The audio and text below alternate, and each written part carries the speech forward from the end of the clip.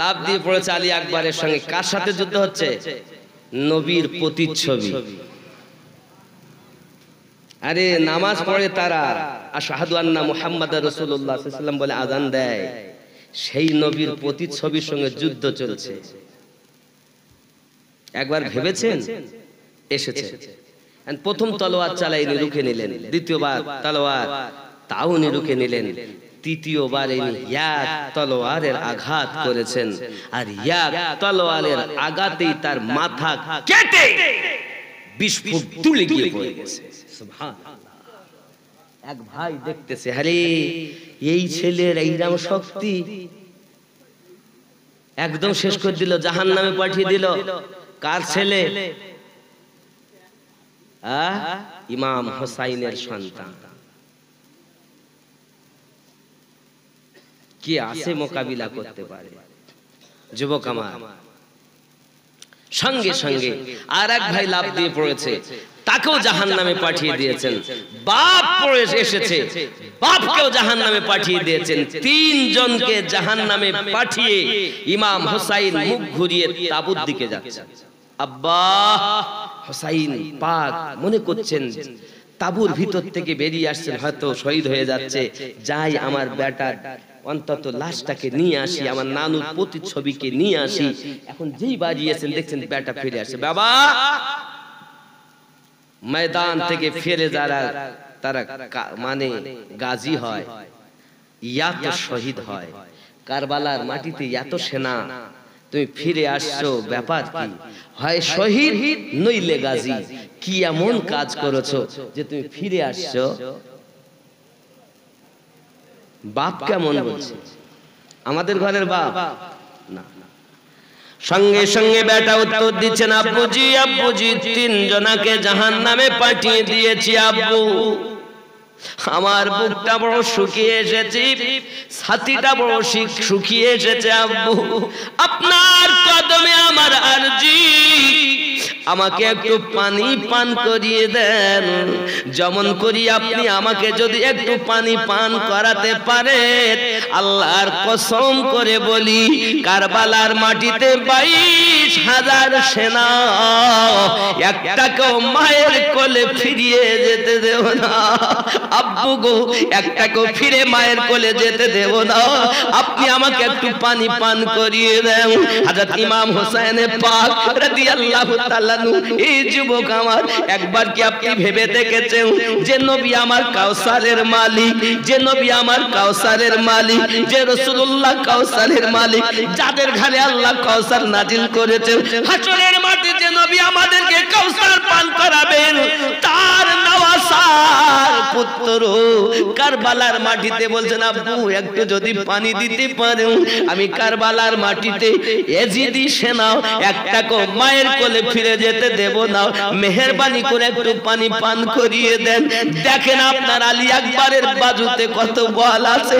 আমার দাদা তিনি, আল্লাহর বাগ যিনি।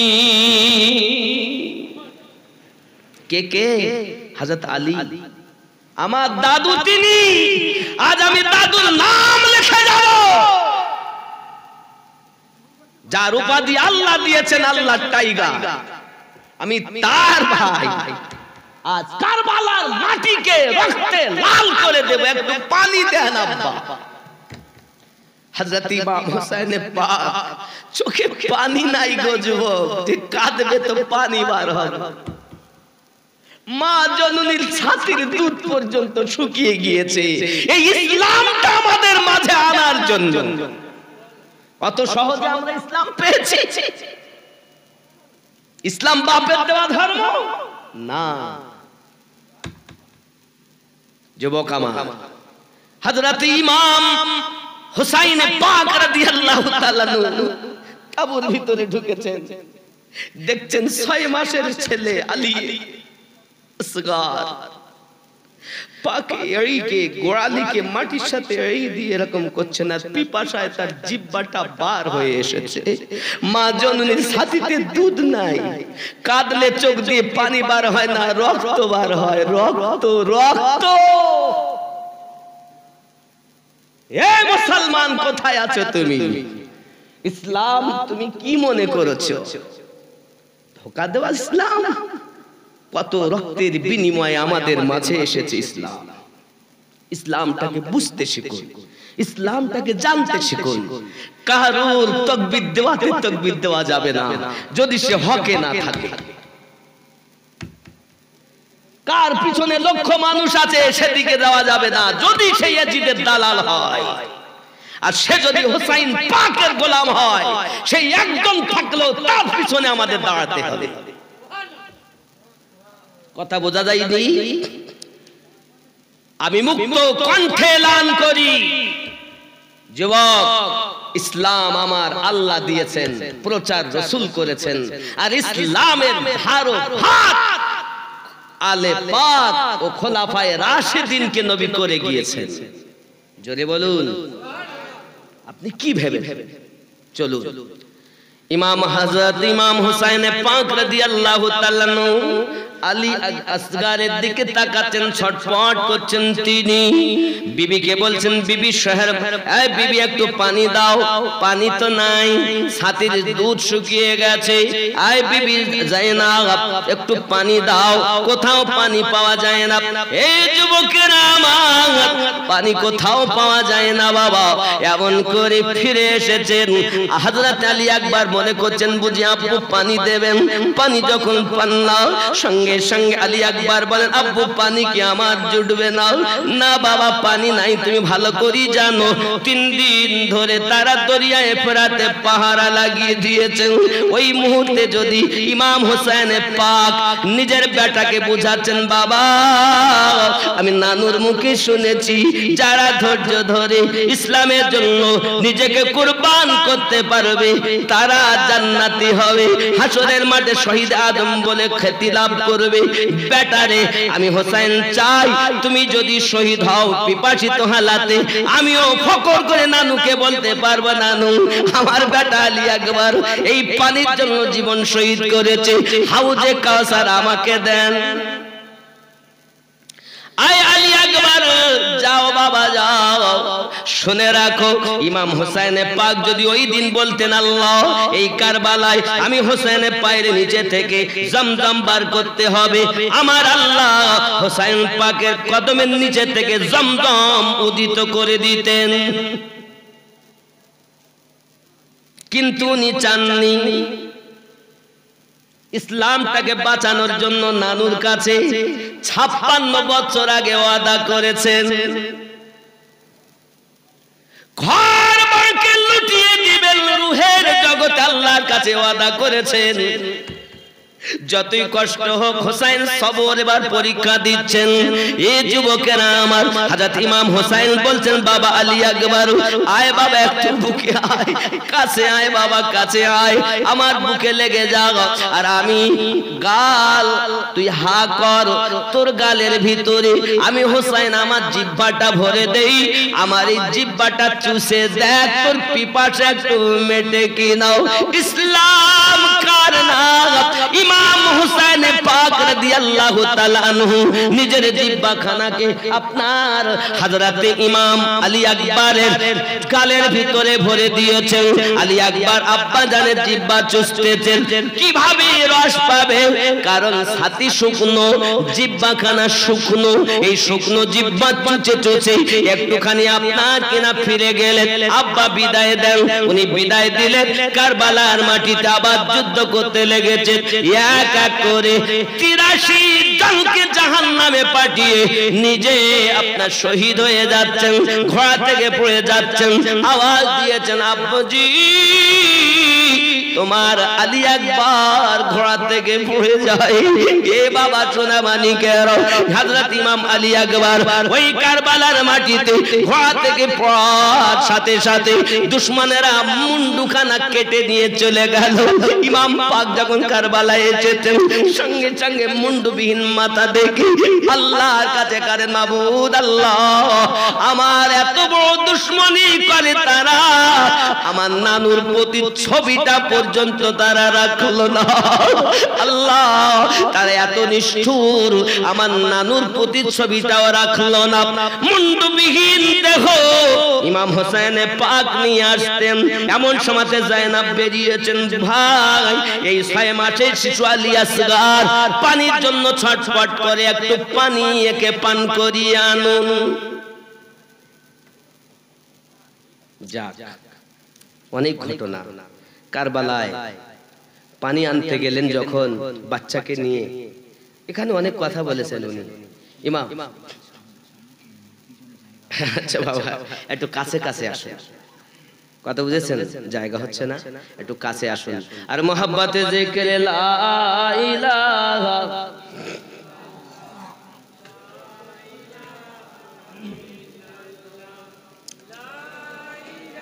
একটু আসুন বাবা, কাছে আসুন।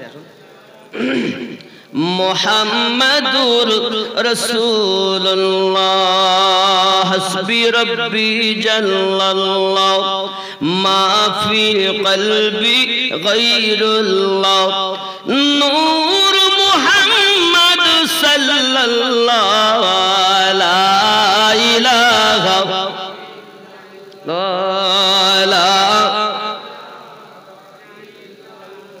লা ইলাহা ইল্লাল্লাহু মুহাম্মাদুর রাসূলুল্লাহ সাল্লাল্লাহু আলাইহি ওয়াসাল্লাম। আব্বাজি খুব খেয়াল করেন, ইমাম হোসেন পাক রাদিয়াল্লাহু তাআলা আনহু ওখানে গিয়ে নসিহত করলেন। কেউ শোনে? কে শোনে কার কথা? এখন পানি তো দেয় না, তীর চালায়, আর ওই তীরটা গলায় ভিদে ওই বাচ্চাটা শহীদ হয়ে যায়। ইমাম হোসেন পাক তারপর সব রেখে এবার নিজে গোছগাছ করে কারবালায় গেলেন, অনেক উপদেশ দিলেন। কিন্তু তারা যারা ছিল, তারা কি কেউ অমুসলিম ছিল? 5000 কোরআন শরীফের হাফেজ ছিল, 5000। হাফেজে কোরআন মানে আমার না, আগে বুঝে নিতে হবে ও হক না বাতিল। 2 নাম্বার, 7000 আলেম ওলামা মুফতি ছিলেন, কোরআন হাদিস জাননেওয়ালা 12000 ছিল। এখানে আরো একটা কথা আপনাদের বলে যাই, আজ যারা মদিনায় গেছেন জান্নাতুল বাকিতে কোন মাজার দেখেছেন গম্বুজওয়ালা? হাজী সাহেব নেই। কিন্তু 1924 সালে কিন্তু মাজার ছিল, তার আগে থেকে 1924 সালেও মাজার ছিল। 16টা মাজার ছিল গম্বুজওয়ালা জান্নাতুল বাকিতে। জোরে বলেন কয়টা ছিল? 16টা মাজার ছিল। কাদের কাদের ছিল আমি বলবো ইনশাআল্লাহ, বলবো ইনশাআল্লাহ, বলবো, তবে শেষে যখন টাকা নেব তখন। এই 16টা বলবো, আর এক একজনের কাছ থেকে গোশত নিব আর বলবো বিরানি দরকার, বিরানি হয়েছে, শুনতে চাইলে দিতে হবে, আর যদি শুনবো না লাগবে না, দেব না, আমি বলবো না। সুবহানাল্লাহ। বাবা কিছু বলছেন? আব্বা মাশাআল্লাহ। তাহলে আমার কথা বুঝতে অসুবিধা হচ্ছে? এখন আপনারা ধীরে স্থির ভাবে শুনছেন, এর জন্য আমি নাত কিন্তু খুব কম পড়েছি, বক্তব্যই রাখছি। খেয়াল করেন, ইমাম হোসেন পাক রাদিয়াল্লাহু তাআলা নিজের গর্দান কাটিয়ে দিলেন। আপনারা নিশ্চয়ই শুনেছেন, হীরার তলোয়ার কাটছে, তলোয়ার গলায়, চালা যখন গলায় তো কাটছে না, তখন উনি বলছেন, উঠ মালাউন, আমি আমার নানুর কাছে শুনেছিলাম আমার রক্তে একটা কুত্তা মুখ দেবে।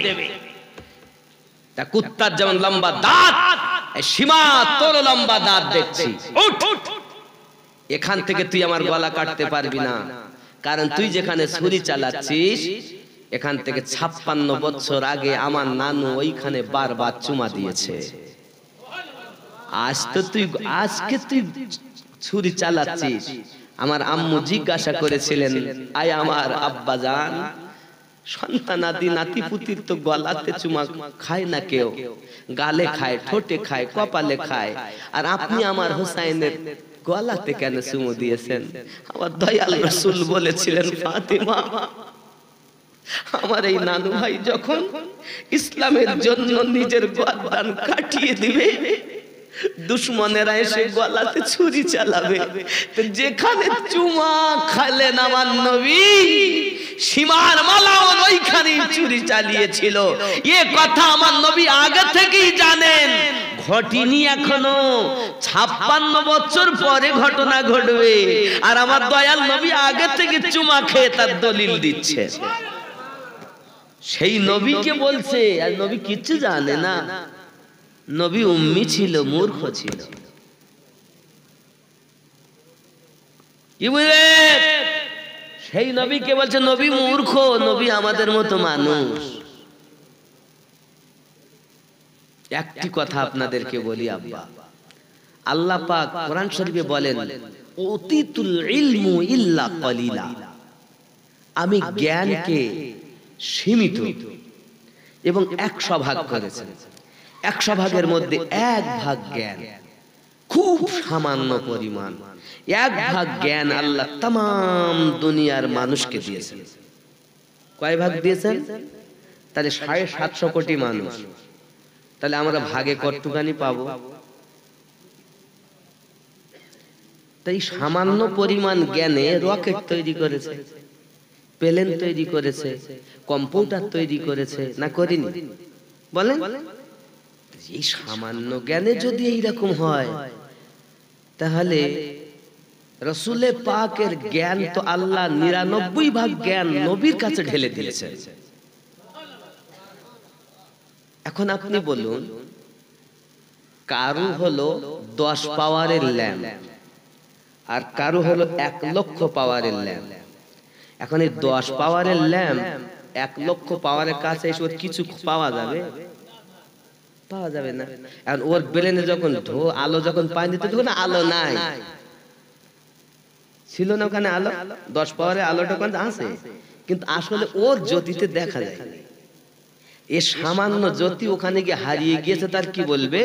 মানে আমি আপনাকে আরো একটা যুক্তি দিয়ে বুঝাই।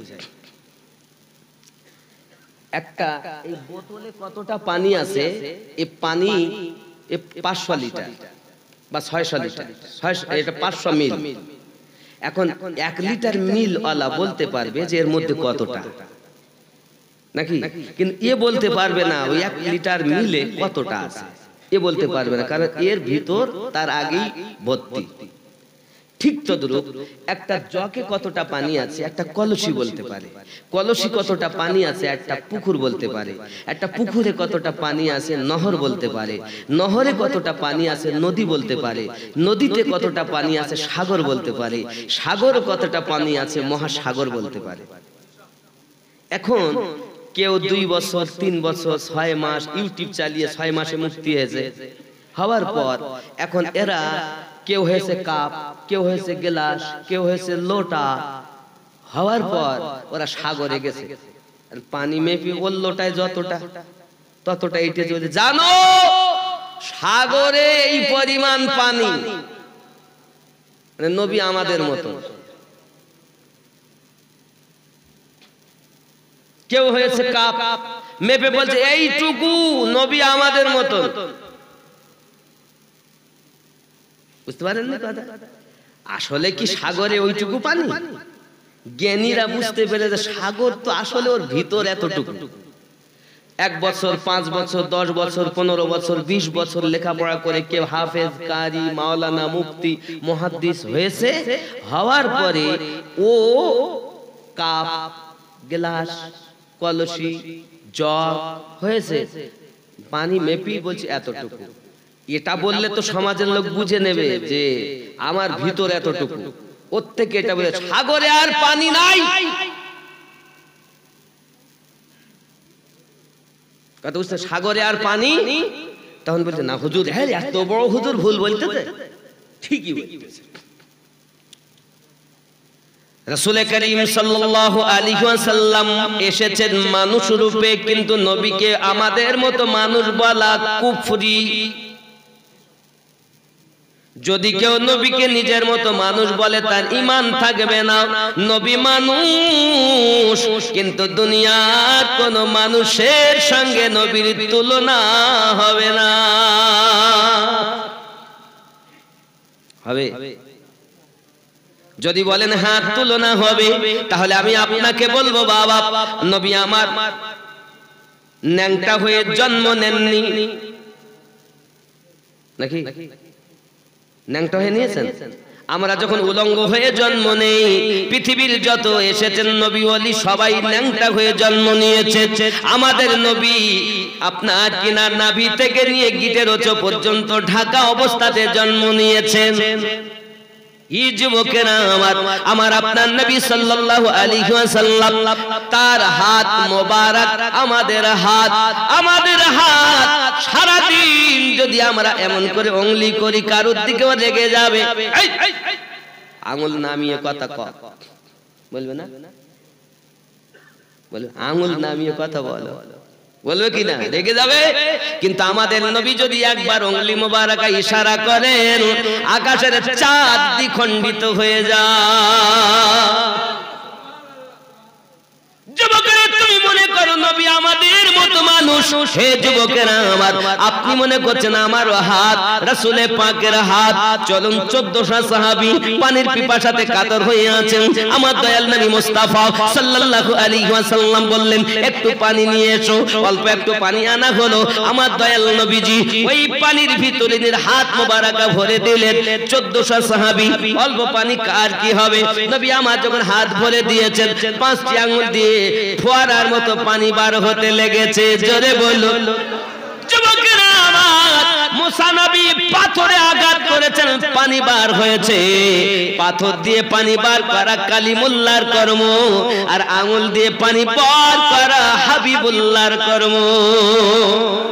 তুমি যদি বলো নবী আমাদের মতো, তাহলে আমার নবী 5টি আঙ্গুল দিয়ে পানি বার করেছেন এবং বলেছেন সাহাবীরা তোমরা পিপাসা মিটিয়ে নাও এবং আপন আপন পাত্রে পানি ভরে নাও।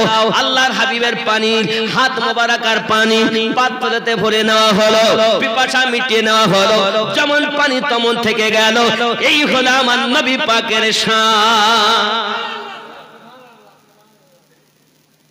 আর তুমি বলতেছো নবী আমি বলো, তুমি একটা আঙ্গুল দিয়ে বার করে দেখাও না তুমি যদি নবীর মতো হও। আসলে পাগলের দল। নামাজ পড়লেও জাহান্নামে যাবে এরা। এদের যুক্তি কোনটা বলেন দিন? এদের দলিল, যুক্তি না দলিল কোনটা বলেন দিন?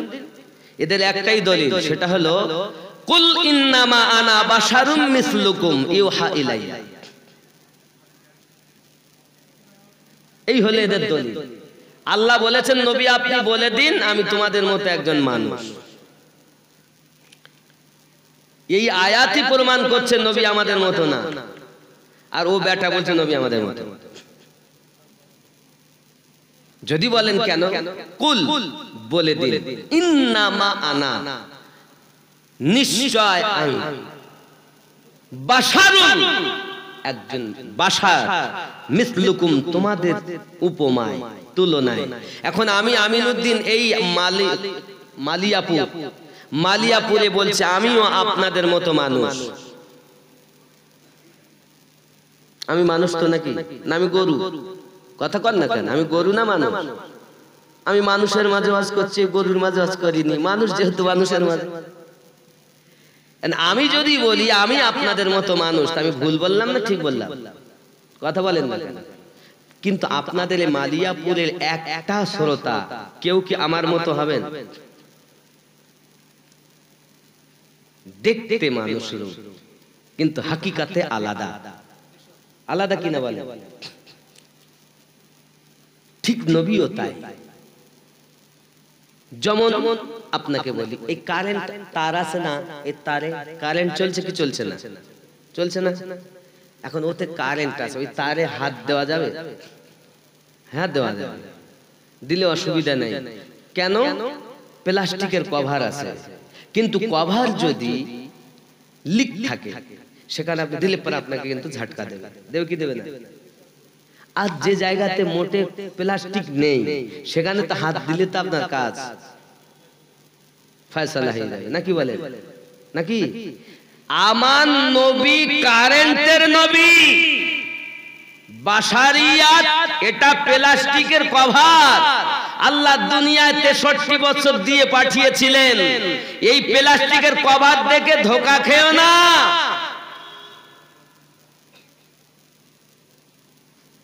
যারা নবী পাকের বাশারিয়াত প্লাস্টিকের কভার দেখে ধোঁকা খেয়েছে, তাদের এহ জগতে গিয়েছে, পর জগত।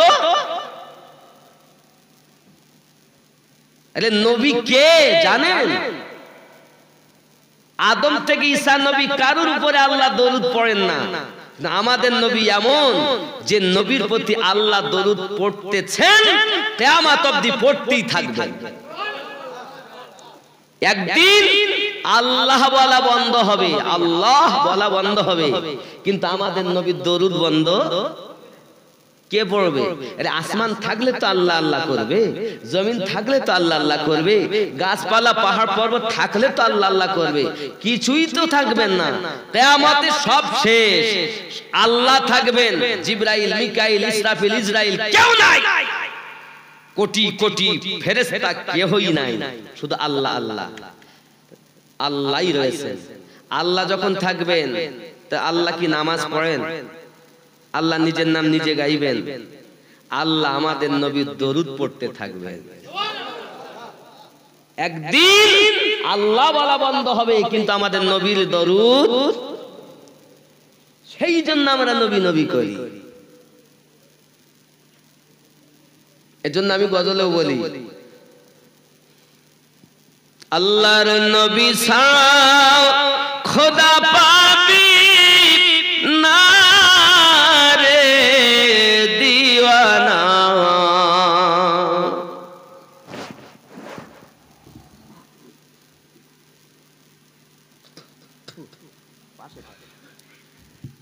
আল্লাহর নবী ছাড়া খোদা পাবি না। আল্লাহ বলেন কোরআন পাকে, যদি পেতে চাও আমাকে, গিয়ে ধরো নবীর দামান খানা রে দিওয়ানা। আল্লাহর নবী ছাড়া খোদা পাবি না। আল্লাহর ওলি ছাড়া নবী পাবি না রে দিওয়ানা। আল্লাহর ওলি ছাড়া নবী পাবি না। দুনিয়া চায় আল্লাহকে রাজি, আল্লাহ চায় নবীকে রাজি। খেয়াল করেন, দুনিয়া চায় খোদাকে রাজি, খোদা চায় নবীকে রাজি। এ ভেদে তত্ত্ব বোঝা যাবে না রে দিওয়ানা। আল্লাহর নবী ছাড়া খোদা পাবি না। জিবরাইল বলে নবীর দ্বারে, দেখলাম কত পয়গম্বরে, আপনার মতো একজন পেলাম না রে দিওয়ানা। আল্লাহর ওলি ছাড়া নবী পাবি না। আল্লাহর নবী ছাড়া খোদা পাবি না রে দিওয়ানা। আল্লাহর নবী ছাড়া খোদা পাবি না। আল্লাহুম্মা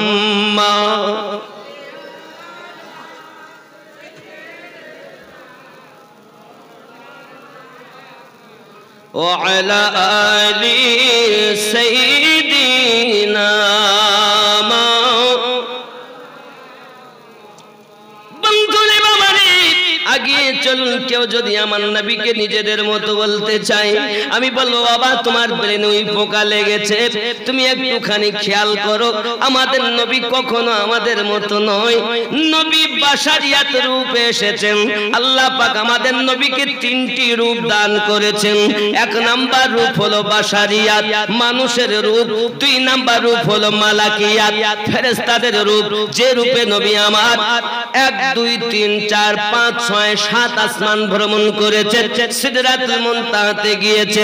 বাবা আমার এমন করে সিদরাতুল মুনতাহাতে যাওয়ার পর জিবরাইল আলাইহিস সালাম বলেন, হুজুর আমি আপনার মতো নয় যে সঙ্গে যাব, আমি আপনার মতো নয় যে সঙ্গে যাব, আপনি আমার মতো নয় যে আপনাকে বাধা দেব। জিবরাইল আমিনের মতো ফেরেশতা যদি নবীকে নিজের মতো না ভাবে, এ ভারতীয় মুসলমান 4 5 6 10 বছর 15 বছর মাদ্রাসায় কলেজে ইউনিভার্সিটিতে বাবা আমার লেখাপড়া করে বলছেন নবী আমাদের মতো, বোঝা গেল জিবরাইলের থেকে বেশি শিক্ষা করেছে। জোরে বলুন নাউজুবিল্লাহ। আরো জোরে বলুন না নাউজুবিল্লাহ। জিবরাইল আমিন বলছেন হুজুর আপনার সম্মত আমি না যে সঙ্গে যাব, এটা আমার বর্ডার হুজুর, আমি যদি চুল পরিমাণ যাই তো আমার ডানা জ্বলে যাবে হুজুর, আপনি জানেন, আপনি আমার মতো নয় যে আপনাকে বাধা দেব। মানে আপনি বাশারিয়াতে ছিলেন, আল্লাহ আমাকে ক্ষমতা দিয়েছেন, আমি সঙ্গ দিয়েছি। আপনি মালিকি রূপে এলেন, আমিও মালিকীদের ভিতরে একজন ফেরেশতা জিবরিল, আমি সঙ্গ দিয়েছি। এইবার আপনি হাকিকাতের রূপে যাবেন। হুজুর গো আমি যদি চুল পরিমাণ এগিয়ে যাই তাহলে আপনার রূপের ঝলক সইতে পারবো না, আমি জিবরাইলের 6-7 ডানা জ্বলে যাবে। হুজুর আপনি যান, জোরে বলুন। আমার নবী পাকের নালাইন শরীফ ওখানে উত্তর দিচ্ছে, জিবরিল রাসূলের সঙ্গে যারা থাকে তারা যেতে পারে, তবে যারা উপরে থাকে তারা যেতে পারে না। যারা কদমে থাকে তাদের কোনো অসুবিধা হয় না। তুমি বলছো জিবরাইল আমিনের ক্ষমতা বেশি, আর আমি আপনাদের বলছি, আমি আপনাদের শোনাতে চাচ্ছি আমার নবী পাকের জুতা মোবারকের যা ক্ষমতা জিবরিল আমিনের তা না।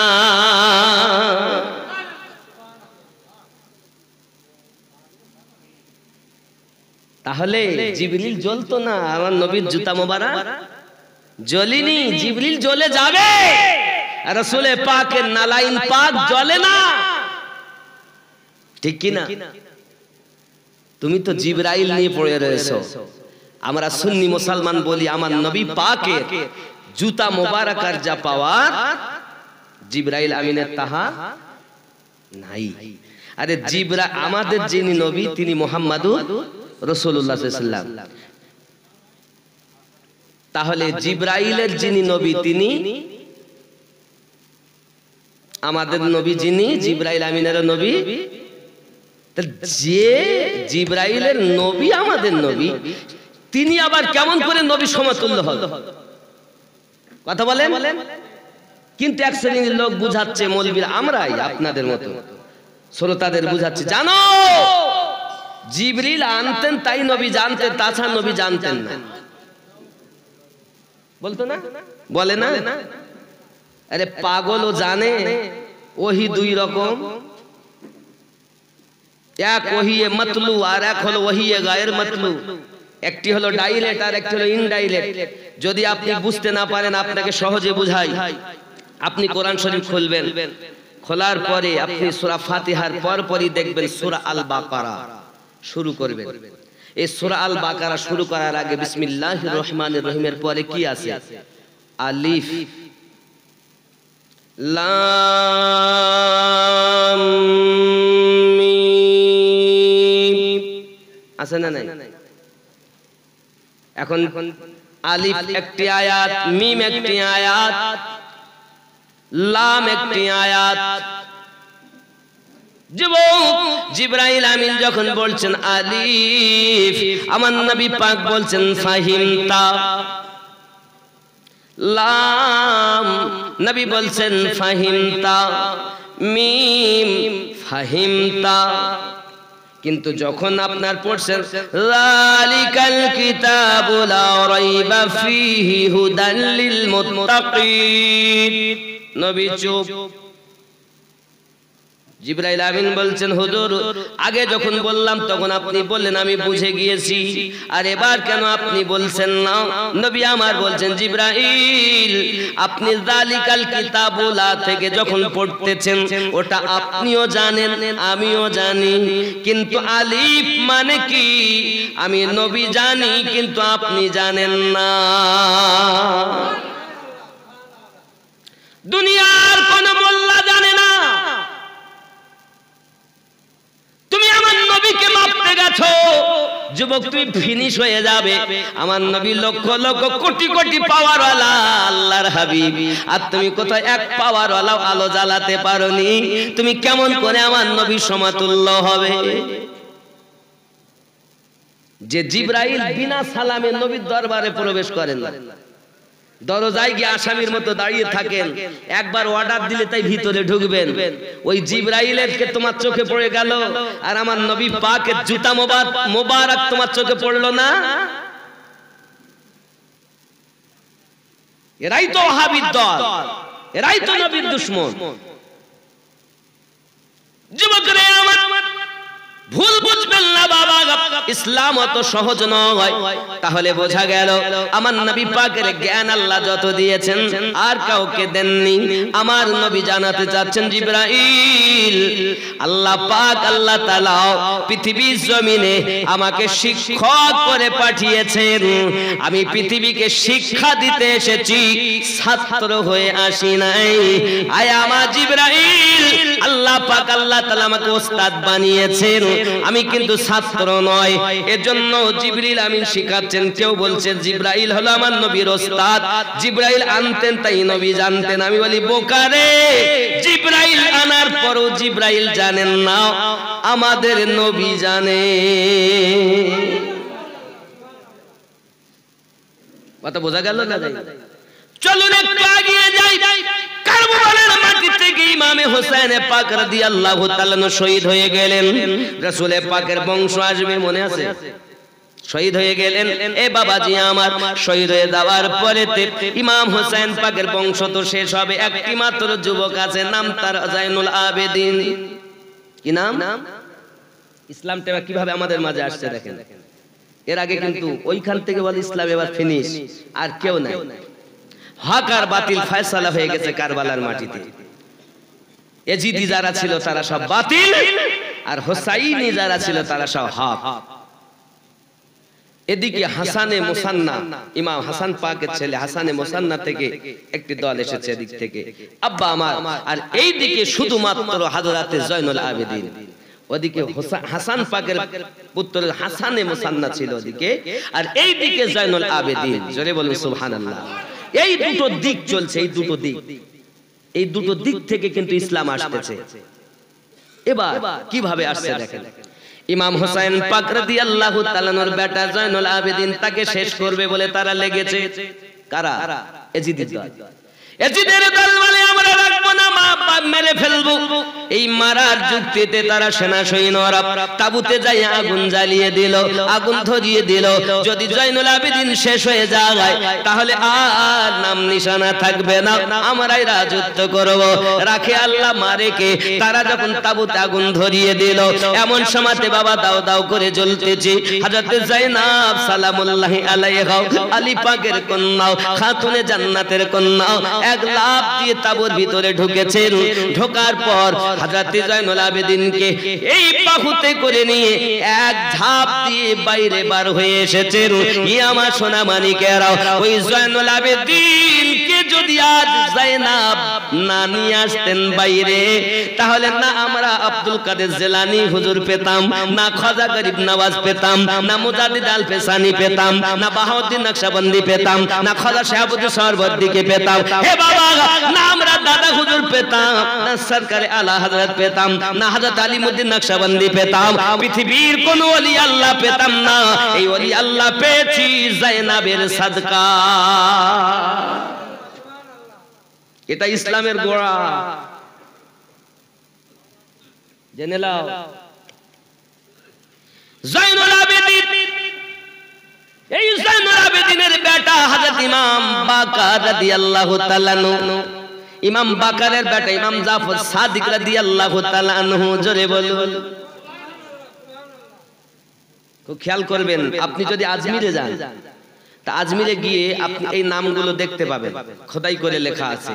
আপনি যদি মদিনাতে যান, মদিনার পিলিয়ারের গায়ে এই 12টা নাম লেখা আছে। যে 12টা নাম আমি বলছি, ইসলাম তোমার বাপের দেওয়া ধর্ম নয়, ইসলাম আল্লাহর দেওয়া ধর্ম, প্রচারক নবী এবং আলে নবী খোলাফায়ে রাশেদিন, জোরে বলুন সুবহান। ইসলাম মানে আমিনুদ্দিন দেশে, আমার মতো ভণ্ড চোর আর আছে নাই? আমি তো ধোকা দিতেও পারি, নাকি বলেন? আমাকে বিশ্বাস করো না, আমি যদি কোরআন ও হাদিসের বাইরে কথা বলি আমাকে ধরো, আর যদি কোরআন হাদিসে থাকে তার দুশ্মনী নয়, জড়সড় হয়ে নবীর গোলাম হয়ে যাও। কারণ তোমার কবরে আমিনুদ্দিন যাবে না, কবরে যিনি যাবেন তিনি হলেন রাহমাতুল লিল আলামিন। হাসরে যিনি বাঁচাবেন তিনি রাহমাতুল লিল আলামিন, মিজানে যিনি বাঁচাবেন তিনি রাহমাতুল লিল আলামিন, জাহান্নাম থেকে বাঁচিয়ে জান্নাতে যিনি নেবেন তিনি রাহমাতুল লিল। তাই সেই নবীকে ভালোবাসতে হবে না? কথা বুঝেন আমার আব্বা? আব্বাজি আমার সোনা মানিকেরা, চলুন আগিয়ে যাই। তাহলে 12 ইমামের কথা লেখা আছে। 1 নাম্বার ইমাম হলো আলী, 2 নাম্বার ইমাম হলো ইমাম হাসান, 3 নাম্বার ইমাম হলো ইমাম হুসাইন, 4 নাম্বার ইমাম হলো ইমাম জয়নুল আবেদিন, 5 নাম্বার ইমাম হলো ইমাম বাকার, 6 নাম্বার ইমাম হলো ইমাম জাফর সাদিক। হে যুবক, আমরা মাযহাবে হানাফি। আমরা কোন মাযহাব? আমরা কোন মাযহাবের লোক? হানাফি মাযহাবের লোক না? এই কথা বলেন না কেন? কোন মাযহাব? হানাফি মাযহাবের লোক।